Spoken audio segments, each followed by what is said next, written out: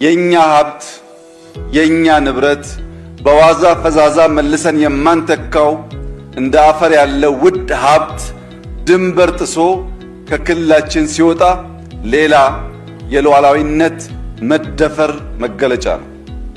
የመጣን መከላከል ብቻ ሳይሆን አላግባብ የሚወጣን ጭምር ተከላክለን ማቆየት ያስፈልግ ነበር፣ ያስፈልጋል። ለዚህ ነው የምንሰራው።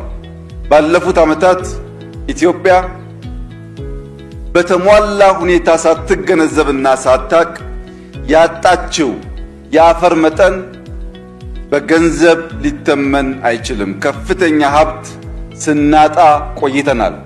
ያንን አፈር ከመሸርሸር በነፃ ከመጓዝ ከምስጋና ውጭ ከመቀበል ተከላክሎ ማቆየት ሉዓላዊነትን የምንከላከልበት አንዱ መገለጫ ነው።